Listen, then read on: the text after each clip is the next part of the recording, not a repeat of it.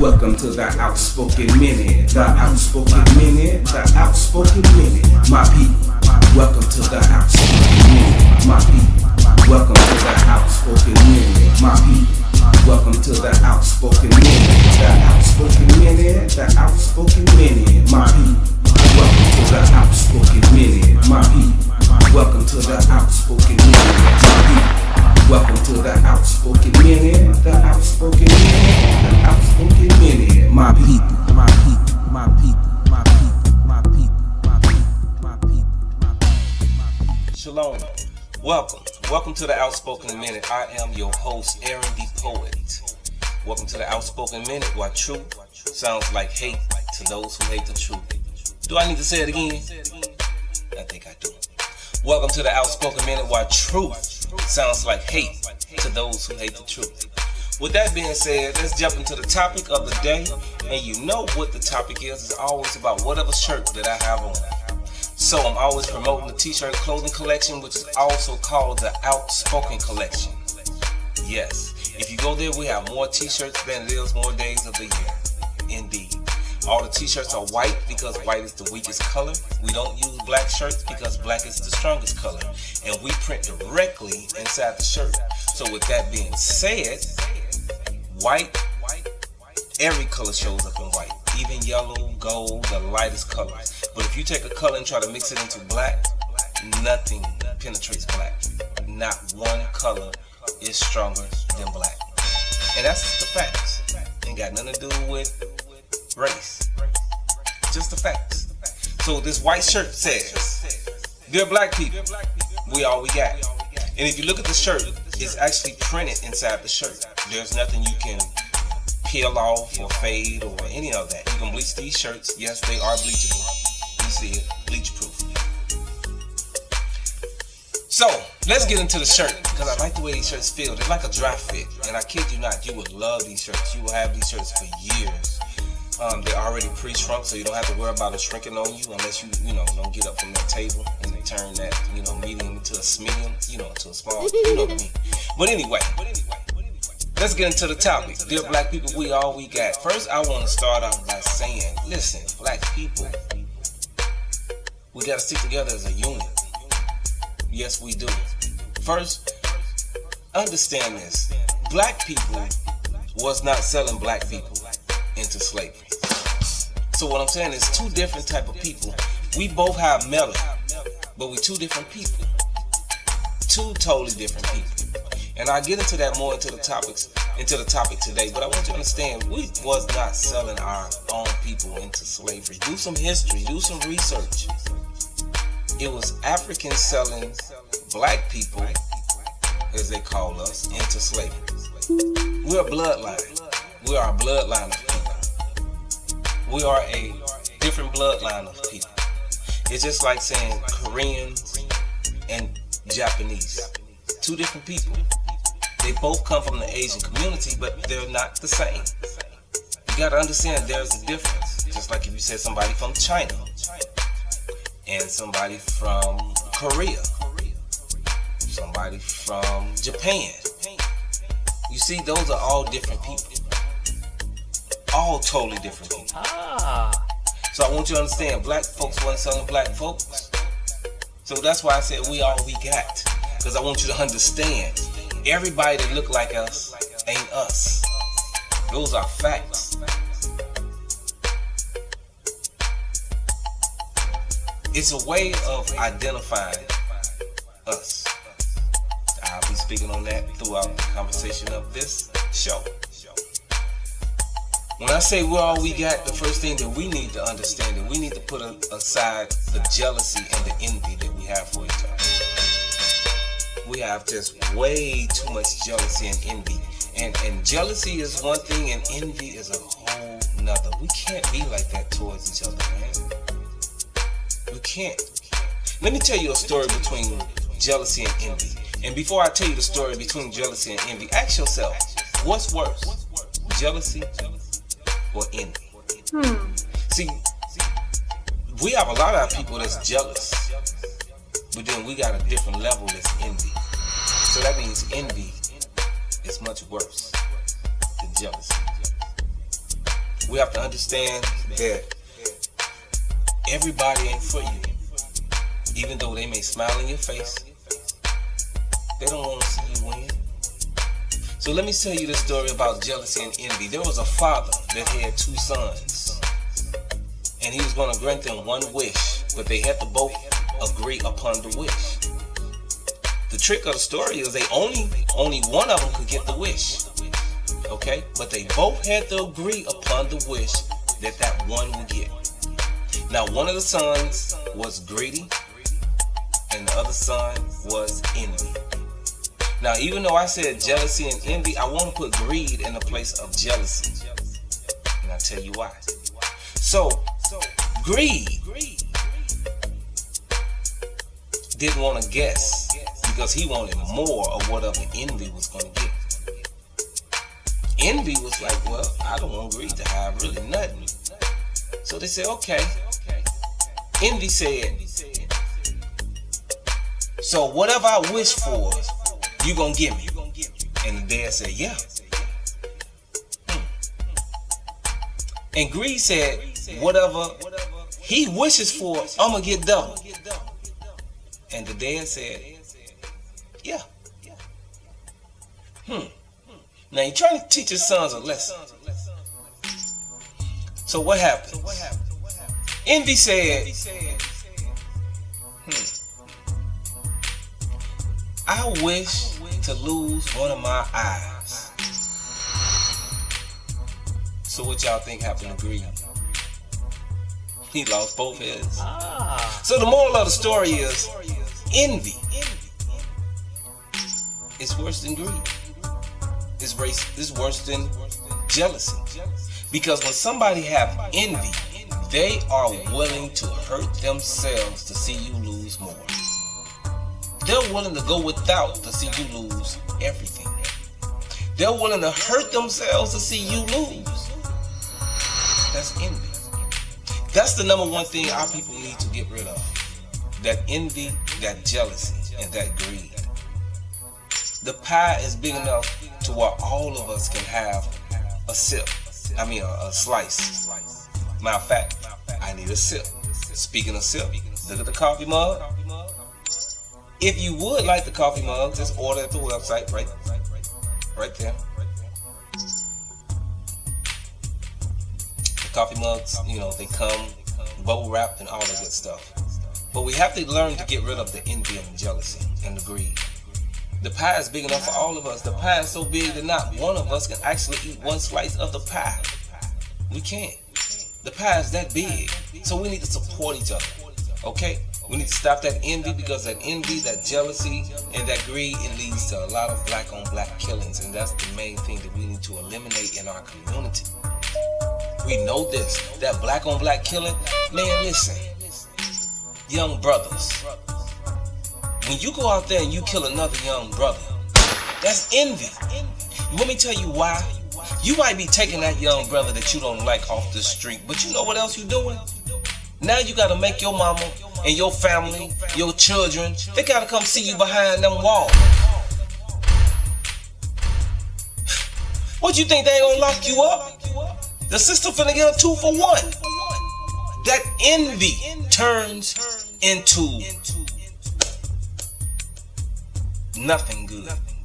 You sitting there behind them bars, fighting for your manhood. You can't see your family when you want to.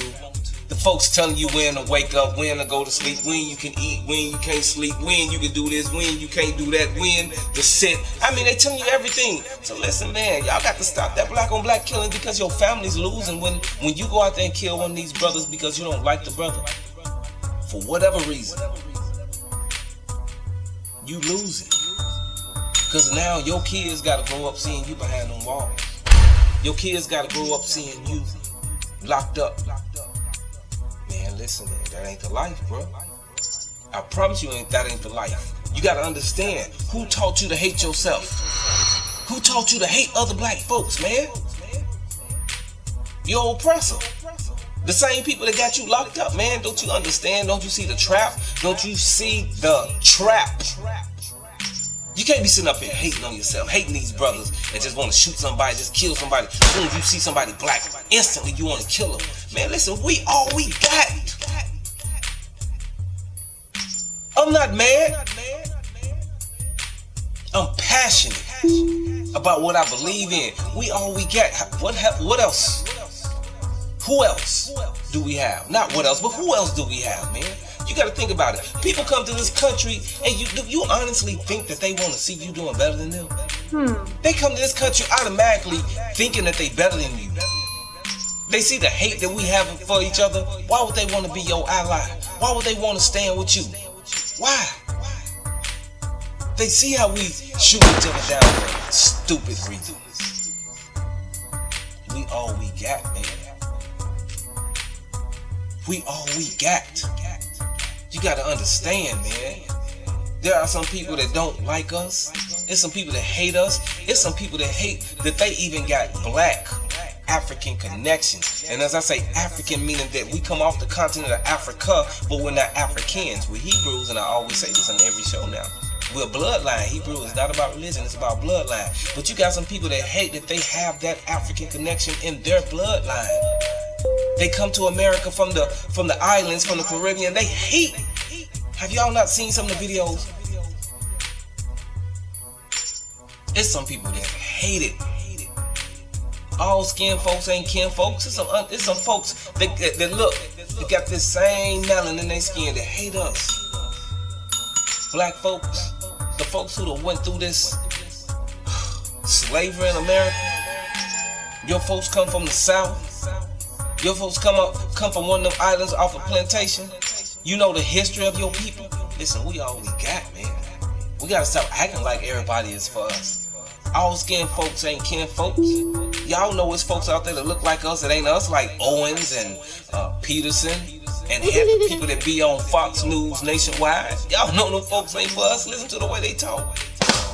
Listen to the way they talk, man. Y'all know it's a lot of folks that ain't for us. Even the Africans. Not everybody, but there's a lot of Africans that don't like us. They come to this country, they come to the US, and they don't like us. There's plenty of videos on Instagram where they done talk to a couple of Africans and they be like, oh no, I am not an African. I mean, you are not an African. I am not black, I'm an African. No, black people, they ghetto. They hood, they ghetto. You ain't heard the conversation, man, for real. Tell me, out of all the, I think it's 54 countries in Africa, which one of them countries over there claiming us? Which country over there saying, those are our people? You are mistreating our people and we want our people. We're going to come and fight for our people. What country been trying to fight for us the 400 years we've been? Please share and like. I forgot to throw that in. Please share and like and subscribe if you haven't. Hit the little notification bell so you can understand when I get these new videos and I post them. It takes a while for me to put the videos out because it's a lot of editing, because it's education, information. I put the information on the screen so you can understand what I mean. You can go and pull it up on your own. You know what I'm saying? Pull it up on your phone while you at home. I'm a poet, and every now and then I show it. You know what I'm saying? But back to the conversation. Just say, listen, we not African.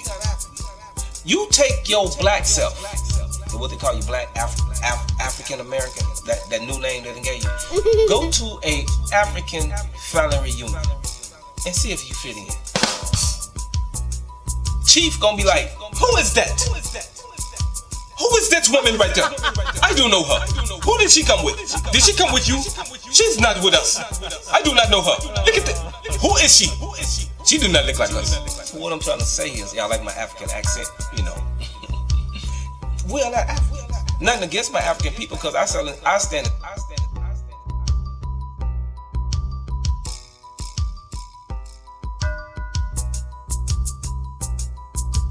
I stand with my black people who stand with us. I don't care if you're from Africa or not.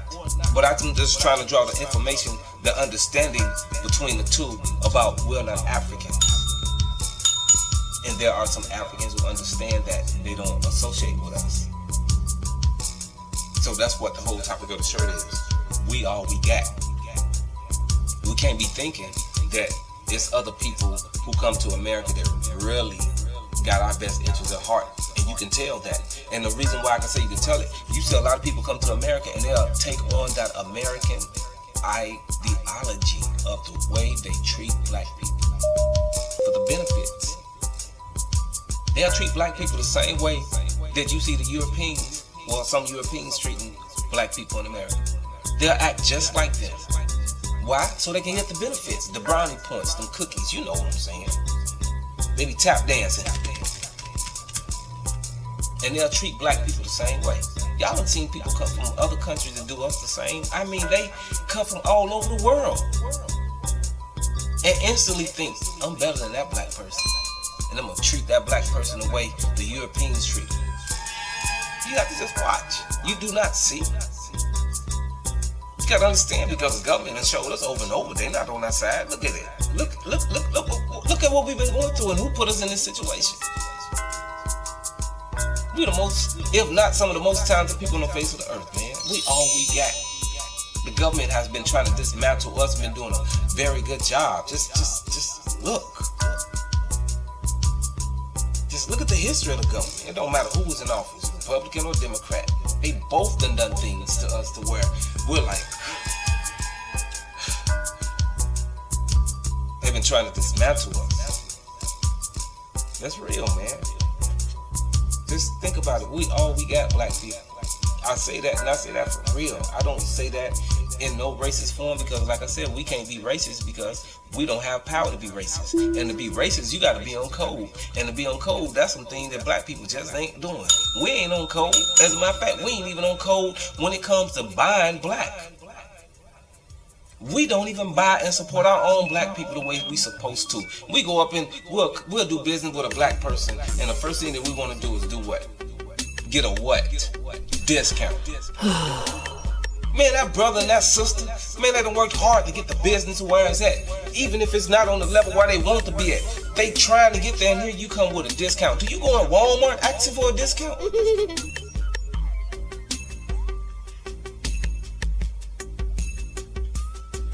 Don't forget to like and share. Don't forget to like and share, and please subscribe if you haven't. But do you go in Walmart asking for a discount? But you want to go in a black business. You want to do business with a black person. The first thing you want to do is try to get a discount.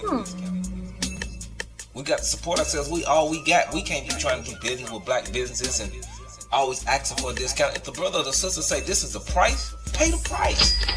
You know you got it. Because how I know you got it? Because our black people stay on social media flossing, showing off what they got, showing this money, showing that. But you'll go and get one of these oppressor name brands and pay the full price. You'll go right in the Gucci store, Louis Vuitton, or whatever store that you know, that floats your boat on these oppressors that don't like us. You go right in their stores,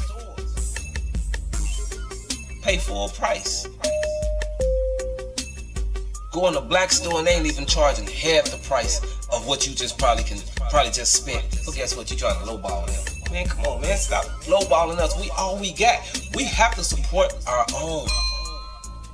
I can't even say that enough, man. We have been systematically dismantled not to do business with our own people. We need to go back to the Black Wall Street era. Black Wall Street. There it is on the screen. You see the stuff that we had going on doing Black Wall Street?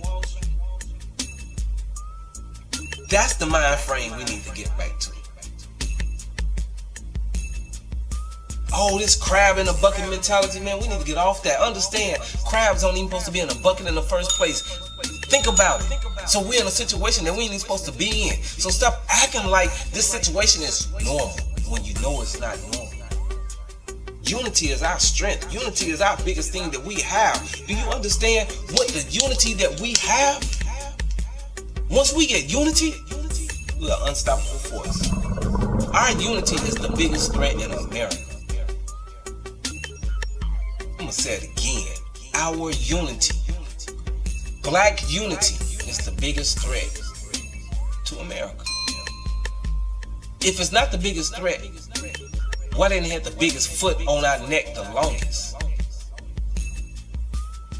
Why they have more laws set against us than anybody? Why the police kill us more than anybody? Why they try to keep black separation, black unity, black unity away from us more than anything? You gotta understand, man. It's a strong force of people who do not want to see us together, man. I said, listen, man. Everywhere that we go, we're a threat. Especially those black men who carry themselves like black men. We all we got, okay? I'm giving advice and I'm not throwing shade. But brothers, pull your pants up, man. That's not a man. That go back from slavery, man, when you couldn't wear a belt because they wanted to make sure that you could not run. You had to hold your pants up so you couldn't run, so you had to walk with your pants, your legs all wide like this. And then it also comes from, if you fast forward to the time of today's time, when they started building all them penitentiaries after slavery. I worked at the penitentiary. I can tell you firsthand that when you wearing your pants like that in the penitentiary, you letting other men know that you're available for some sexual activity. You got men that look at black men buttocks for that fashion. You available? Because in reality, just think, my brother, what man want to be showing his butt to another man?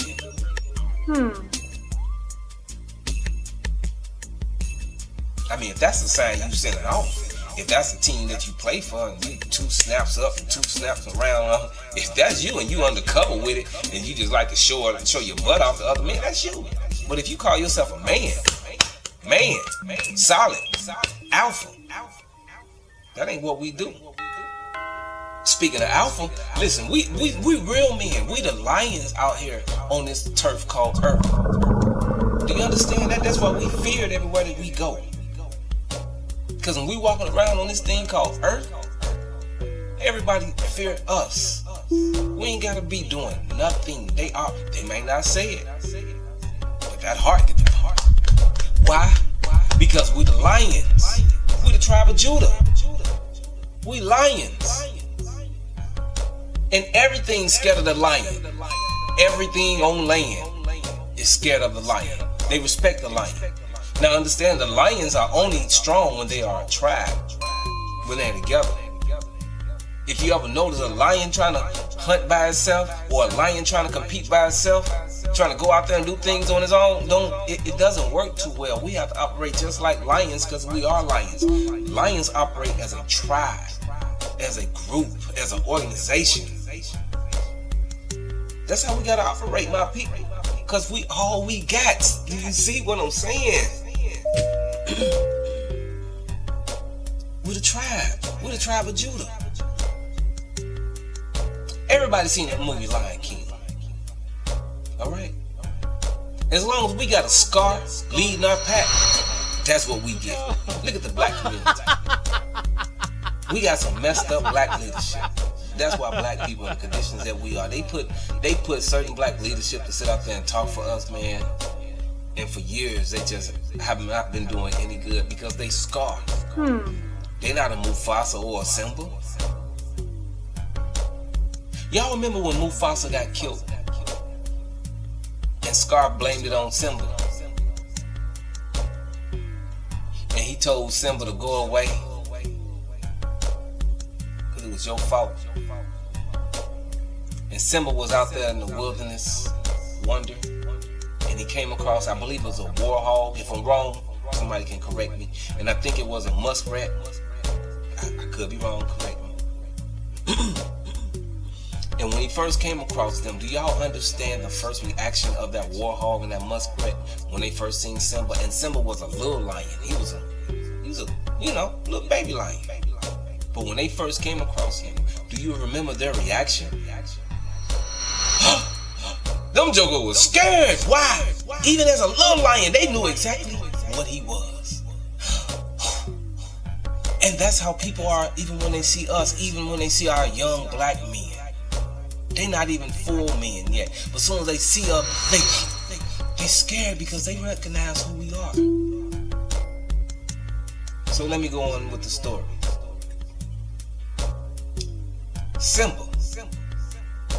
They were both scared of Simba, the muskrat and the warhog. They were scared. But they didn't mind being Simba's friend when they figured out that Simba didn't even know who he was. When they figured out that Simba didn't even know that he was the king of the jungle, they didn't mind being his buddy. And they was his buddy for a long time. They was his buddy so long that they became real good friends to the point that while they changed his diet, he started eating stuff that wasn't even his diet. Bugs and all the other stuff. He started eating their food because he didn't know who he was. And the whole time that Simba didn't know who he was, everybody in the whole jungle was his friend. Just like with black men. When you don't know who you are, and you walking around here pretending to be somebody that you're not, on whatever level, from a coon to dressing up like it's Halloween all year round. When you doing all that, they don't mind being your friend, cause then you part of one of them. This ain't for you, cause they not worried about you being with us, the black people that's trying to get the oppressor off your neck and trying to stand as a unit. They not worried about it because you confused and they like you. We like you.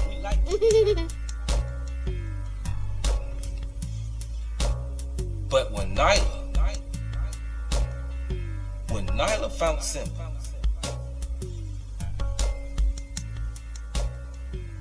what did she say to Simba?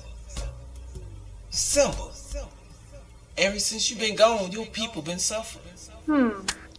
So what was the moral of the story? She was telling Simba that, hey, as long as the king is out of pocket, the rest of his tribe gonna suffer. And then when the king, or I should say real leadership, is out of pocket and you have those Scar type leadership in place, you would definitely see what you've been seeing throughout our community. So just think about that. We got. We gotta operate like lions in the jungle. Our black men gotta understand who they are. You gotta pull your pants up and be kings, my brother. Be kings, be fathers. We gotta set aside our differences, you know what I'm saying? Our spiritual differences, educational, political, whatever differences that we have. We gotta set that aside and understand we got a common enemy with their knee on our neck. It's a whole system that's on code. No matter where you travel to, they are on code. And when I say they, y'all know who I'm talking about, just like they know who I'm talking about. Everybody ain't the same. But there are some people that really trying to put that and keep that knee on our neck. They love oppressing black people in any type of form that they can. I'm never saying that all people are racist. There's a large majority. I could never say that all white people are racist, because all black people ain't for the cause. All black people ain't for us. All black people ain't for black people. I say all white people are not racist, but I do say this right here. Listen to me close. Bring your phone real closer or something, because I want you to hear this. Trying to find a non-racist white person is just like trying to find sugar inside of a salt shaker. You know, somebody just said, well, dang, that boy just said something right there. Let me take a sip off that one. You ain't got to rewind it. I'm going to say it again. Not all white people are racist. But trying to find a non-racist white person, it's like trying to find sugar inside of a salt shaker. It all looks the same to me. I know it may not all be the same, but it looked the same. So I'm skeptical. I'm cautious, hesitant. You know, that's how you gotta move. But our people, we all we got, man. I want y'all just to understand that we all we got. We ain't nobody else is our allies. Y'all about to understand that. We've been in this fight for what, 400 years. It ain't been a nation yet came to this country for our defense. Has it been? Or has there been? Huh? What nation then came for our defense? Crickets. Nobody. Because it would be asinine to think that the people who do come over to this country are coming over here to see us benefit more than them. You can understand that. Most of the people, if you ask them, and they don't even have to be European or Caucasians. Ask them, are they in favor of black people getting reparations? I done had that conversations with a lot of people that's not white, that have melanin in their skin. They not us. They not us. They not black African Americans, as they call us. Ask them, are they in favor of black people getting black people getting reparations, and ask them, do they know the history of black people in this country? You in this country, so you got to know when you living somewhere, at least know the history of it. And most people tell you, I ain't in favor of no black people getting no reparations. Oh no. Because you got to think about it. People were in favor of us getting reparations. We would have been ahead by now. Things that America want to get done, they get it done. Don't you see how quick they put up buildings? Don't you see how quick they lay down highways? Don't you see how quick they put up? Don't you see how quick they put up stuff? Don't you see how fast they pass bills into law? You got to understand, this Mitch right here, he said black people don't got reparations already through the form of Obama. I don't know how that add up, but that's what this Mitch said. Reparations. Do y'all understand what reparations is? Do you know everybody that's been violated by the U.S. has received reparations except black people? That's why I say we all we got. We got to stand together. Don't you understand? Money make the world go round. And when they make sure that you ain't getting no money, that means that your world ain't going around too fast. They want to make sure there ain't no black Wall Street. They want to make sure there is no black unity. They want to make sure that black dollars do not get to circulate through our black community. They want to make sure that we all we got, black people. I said strongly, I'm not against nobody. I'm just for my people. I don't preach no hate. But when people see that you love your people and they hate that you love your people, them the people that you gotta watch out for, not the people who say I love my people. We gotta understand, man, we in this fight by ourselves, man. We're a chosen people. Please do not forget to like and share. Like and share, please subscribe. Like and share. And before I get ready to wrap this up, I just want my black people to understand this thing right here. You're either part of the solution or you are the problem. You see it on the screen. You're either part of the solution or you are the problem. I love all my people. But y'all gotta understand, y'all know it's a group of our people out here that is very detrimental to the growth of the black movement. The black movement is black people removing the knee of that oppressor off our neck.